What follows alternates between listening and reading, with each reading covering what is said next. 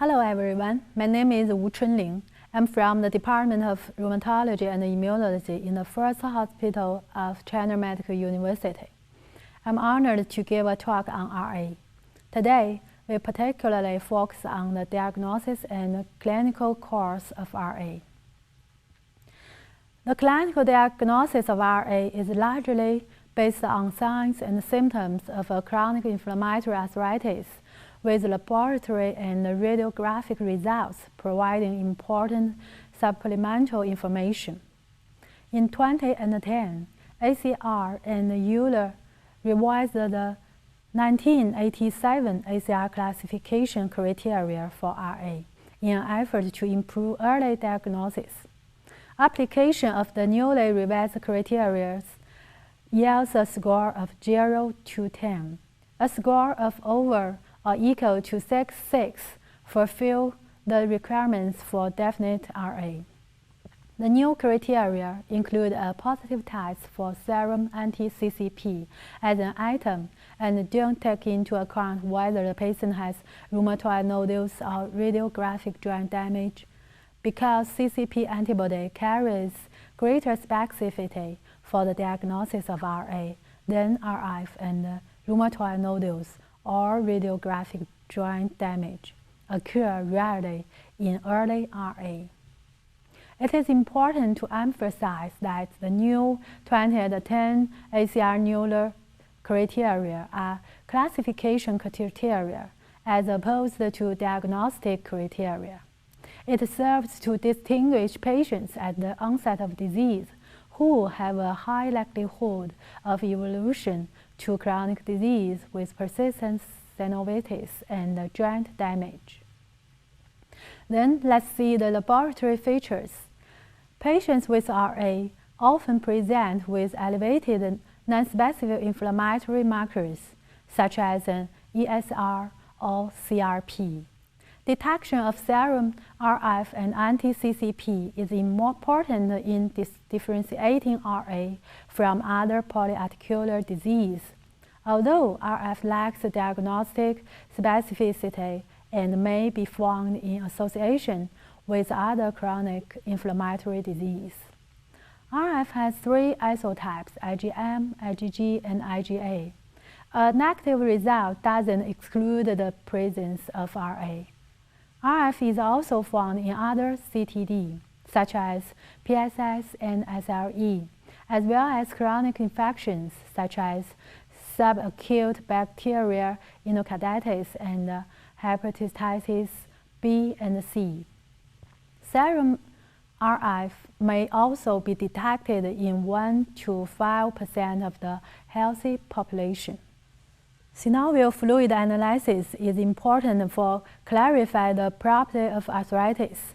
Typically, synovial fluid from RA patients reflects an inflammatory state. Synovial fluid WBC counts generally range between 5,000 and 50,000 per microliter, compared to less than 2,000 WBC per microliter for a non-inflammatory condition, such as osteoarthritis. The overwhelming cell type in the SF is neutrophil. Clinically, the analysis of synovial fluid is most useful for confirming an inflammatory arthritis, while at the same time excluding infection or a crystal-induced arthritis, such as gout or pseudogout.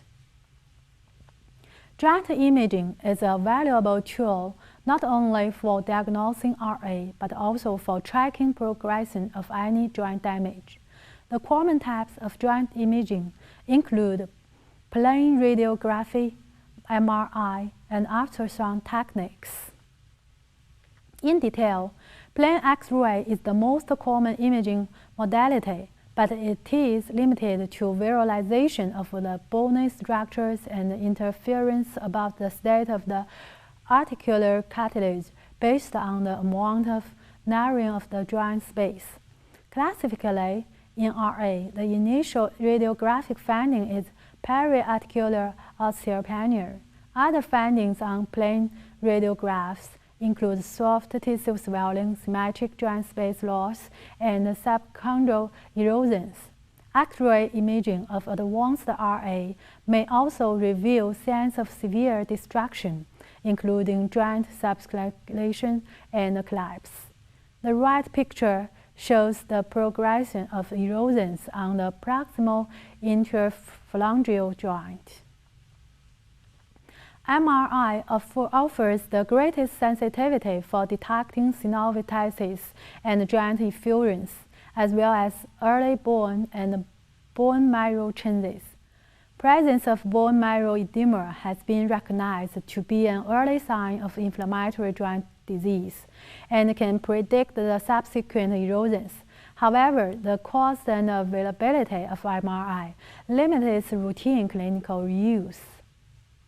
Ultrasound has the ability to detect more erosions than plain radiography, especially in early accessible joints.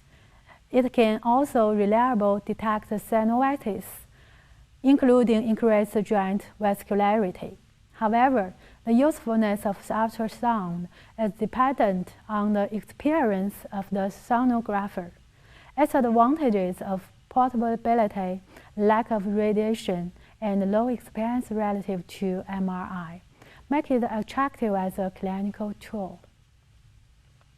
RA is a truly heterogeneous disease. The natural history of RA is complex and affected by a number of factors including age of onset, gender, genotype, phenotype, and comorbid conditions. There is no simple way to predict the clinical course.